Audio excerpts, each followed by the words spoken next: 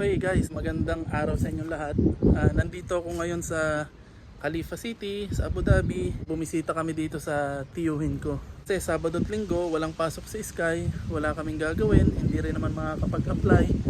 Kasi Sabado at Linggo, walang opisina. So dahil wala din namang pasok sa Sky, naisipan namin bumisita sa tiyuhin ko para makipagkwentuhan, makipag-tsikahan, maglabas ng sama ng loob, pampatanggal ng stress, at saka mag-aliw-aliw, mamasyal-masyal kasi may sasakyan naman siya. At saka syempre kamag-anak mo, bibisita ka, tapos kakain ng masasarap na pagkain, tapos si Sky maglalaro, mamamasyal. Nandito kami sa bahay niya ngayon dahil sa ulan, medyo nahirapan kaming pumunta dito kasi baha sa ibang lugar. So may mga road na close, so kailangan naming umikot ng umikot. So kahapon pagpunta rito natagalan kaming makarating kasi nga gawa ng mga daan yung iba sarado. So yun, nakarating din naman kami and naging maayos naman lahat. Tumuno kami at magpapalipas ng oras, mamasyal. Hindi porke ganito yung sitwasyon magmumukmo ka na, susubsub ka sa isang sulok, iiyak, magpapaka-stress. So hindi dapat ganun. Pilitin mo yung sarili mo na maging kalma, maging normal, kaysa sa maging stress ka, depressed. Masisira lang yung araw mo, lalo kang problema, lalo kang tatanda. Mas maganda maging masaya at aliwin mo yung sarili mo, di ba? Kaysa naman na gawin mong malungkot. So kaya nandito tayo ngayon para magpakasaya. Tutur ko kayo sa bahay ng tiyuhin namin. So ito yung bahay ng tiyuhin namin, isa siyang malaking villa. So bago ko makapasok sa gate, meron siyang passcode. So nilagyan ko na lang ng tsinelas kasi hindi ko alam yung passcode nila. So pasok tayo sa loob. Yan. So ito yung loob ng kanilang villa, isang malaking villa. Maraming tao dyan, maraming nakatira dyan. Pero bihira daw lumabas. Tapos napakalaki niyan, pero ito yung bahay ng tiyuhin ko. Ayan, maliit lang. Isang maliit na kwarto, o parang partition lang. Ayan, napakaganda. Kanina nga palang umaga, mga alas 3 ng madaling araw, merong warning na naman. So meron na namang missile at saka drone na umatake. Ito pala sa lugar nila, iba, kakabahan ka talaga. Kasi yung impact nung pagsabog, napakalakas. Yumayanig yung bintana, yumayanig yung pinto nila. At napakalakas nung pagsabog. So kakaiba dito. Mostly lahat ng mga drone at saka missile malapit dito sa lugar ng tiyuhin ko. Kaya pag may na-intercept o sumabog, sobrang lakas ng impact. So meron niya silang kapitbahay dito sa sobrang lakas ng impact. Tumabog yung salamin ng bintana. Kaya nag-evacuate sila. Sa sobrang takot, umalis sila. Tapos yung iba, nung unang linggo daw ng pag-atake, mga nagsaalisan, mga lumipat kasi sobrang lakas ng pagsabog at sobrang takot sila. So hindi ko ma-imagine. Kagabi naggala kami sa isang park dito na may maliit na mall. Medyo maraming tao na. So mostly ang nakita ko is mga lokal. So lumalabas na sila, madami. Tapos mga Pilipino, lumalabas na sila, marami. Hindi na sila ganun katakot. Although nandun pa rin yung pangamba. At saka tumigil na rin yung ulan. Kaya maraming tao sa labas ng park kahapon. And then yun nga, sabi ko nga sa sarili ko, siguro takot na takot sila yung mga lokal dito at yung mga ibang tao kasi iba yung experience dito, iba yung pakiramdam dito. Kasi nung nasa city kami, rinig lang namin yung pagsabog, malakas. Pero hindi katulad dito na sobrang lakas, rinig mo siya at yung impact, parang ramdam mo yung hangin. Kasi nga gumagalaw yung yung pinto at saka yung bintana kapag sumasabog, siya. May impact sa pinto at saka sa bintana kaya ganung nakakatakot dito. So iba yung experience dito sa lugar nila kumpara dun sa amin sa city. Talagang sobrang nakakatakot dito kapag malapit ka dun sa sumasabog. Okay, so ito na yung bahay nila tita. Tita ko hindi pa nakapag-ayos, bang gising. Dito si Arlene tsaka si Sky. Tapos si Lay, yung kanilang nag-iisang unika iha. Ayaw niyang magpakita sa video. si Uncle nasa CR.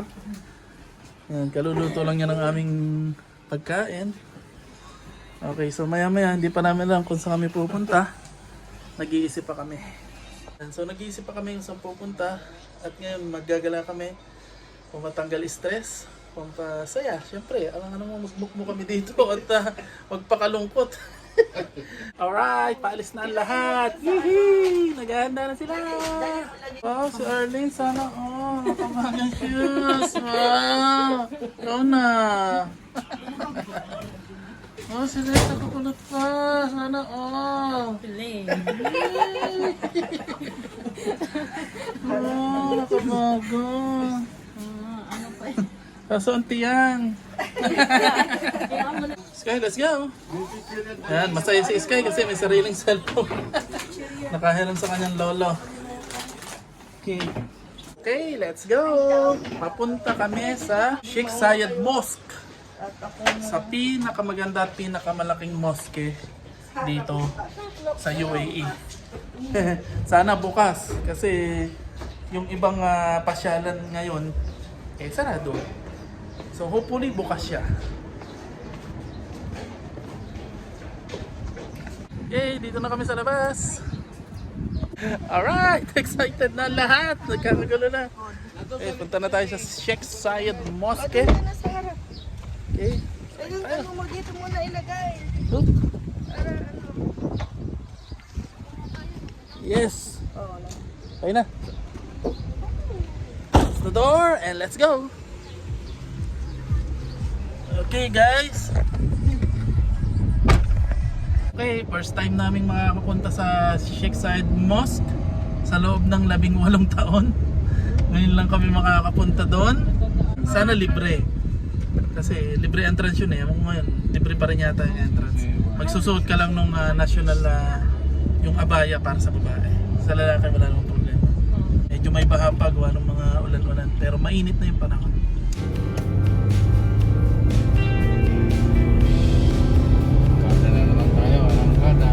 Natatanaw ko na. Okay. Diretso tayo doon. Dito tayo, di ba? Nandito na kami. So baba na tayo. So yung mga babae kailangan mag-abaya. Kami na uncle, di na magkukundura. Pag daw nakukundura si uncle, di sasama.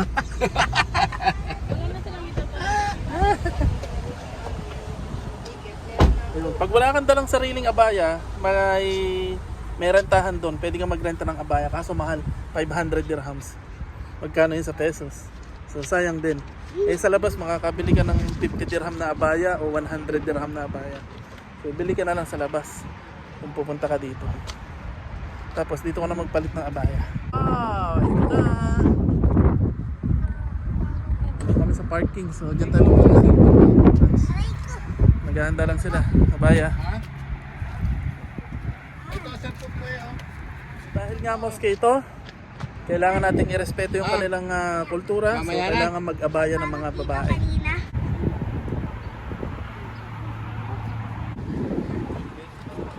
Hey guys, pasok na tayo sa loob. Nabata natin. Mga nakaabaya na sila. Arlene.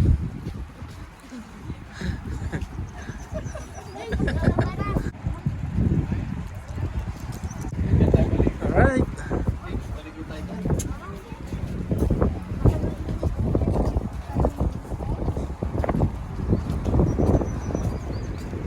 Ayan guys, pasok na tayo sa loob.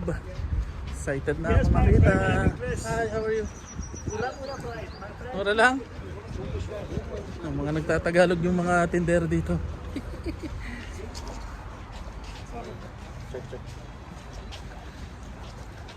Daming tao. Nalok ako, wala naman akong pera. Nakakahiya, wala akong pera.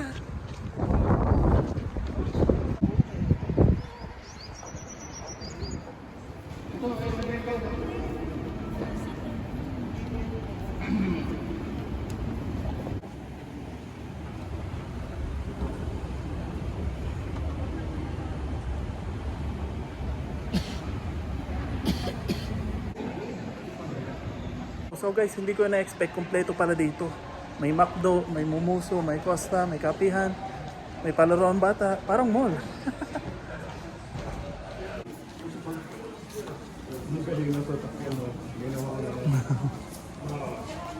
So kompleto nga sila dito, pero unfortunately, malas nila, walang pera. Sorry.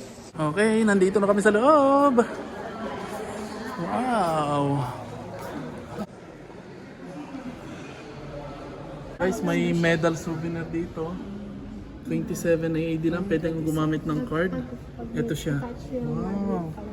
Ang ganda. Okay, may nadaanan din ako doon. Parang maliit na museum. Pwede kang pumasok. Parang yung mga galaxy, mga ganyan. Pero may bayad, may entrance. Bago dito sa loob, bago pumasok sa loob. Pero may entrance. Okay. Oh wow, may mga tindahan din dito ng mga souvenir. Oh, ganda oh.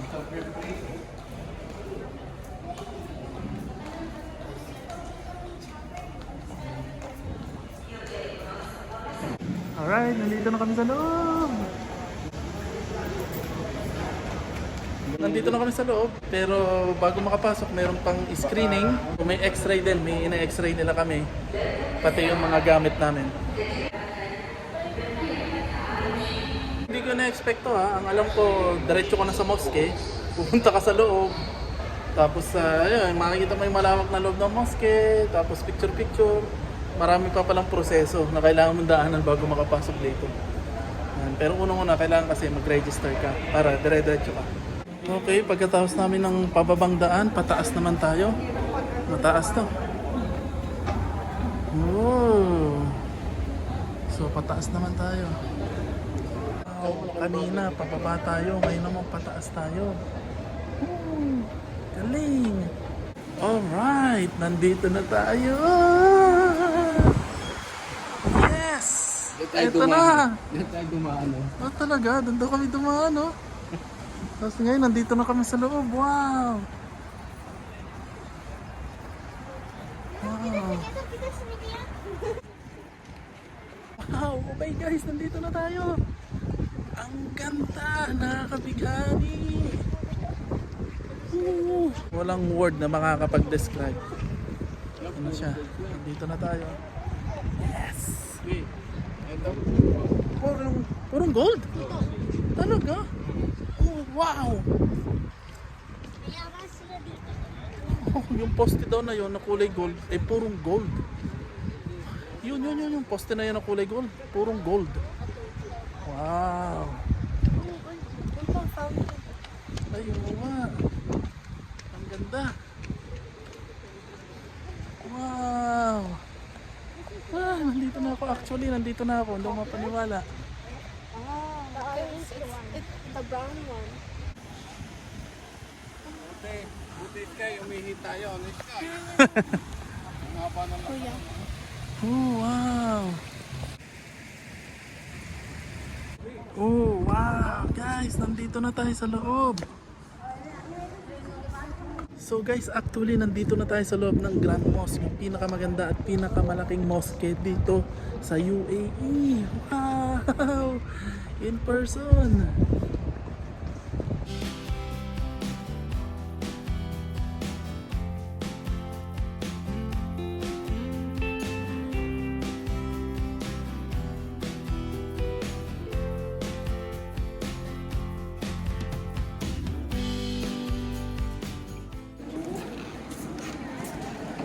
Wow!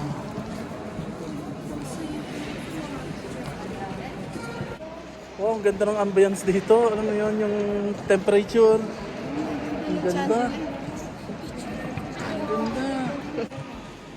Wow. Nakakabighani naman dito. Hi, Sky. Hi, Sky. Wow. Ang laki. Wow. Guys, sobrang ang ganda, ang laki. Ang ganda ng ano niya. Yung ambience at saka paligid, sobrang ganda guys. Napakaganda. Wow, wow, wow, wow. Buti na lang pwedeng mag-video dito at saka mag-photo.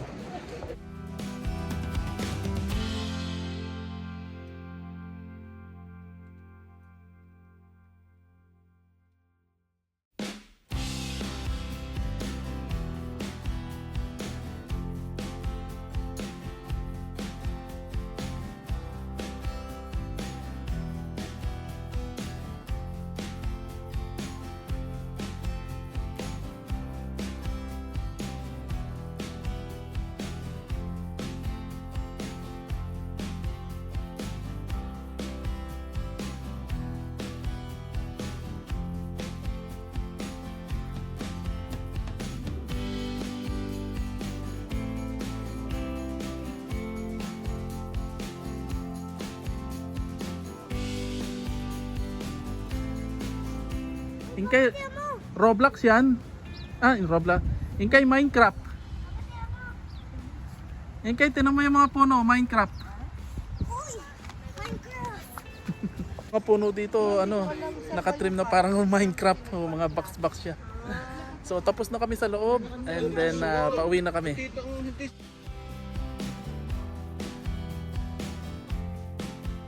Alright, tapos na kami dito. So, hanapin naman namin yung exit. Woo!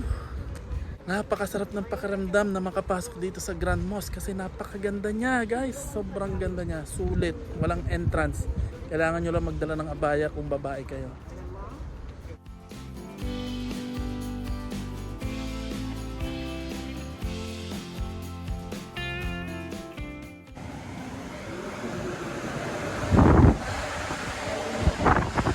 Ito yung Mga ano to, memorabilia.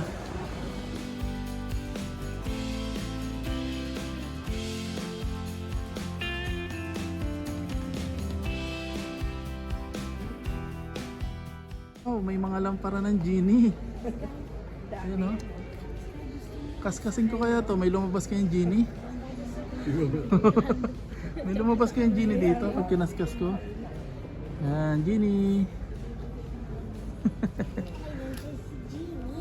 O, camel milk soup. Nasa gold bar. Stop over muna tayo dito sa Tim Hortons. Magkakape tayo para magising yung diwa natin. At mamaya lilipat tayo dun sa kabilang destination natin. Okay? So, yeah, kape muna tayo. Yung dalawa. Dito tayo po pwesto. Ang ganda ng ambience dito sa Tim Hortons. Alam mo yon, yung lumang UAE. Wow! Dito tayo. Solo natin. Ang ganda. Si Uncle, relax na relax. Oh. Dapat dito kayong dalawa kasi kayong hari at Reyna. Okay, tapos na ang ating journey dito. Next destination.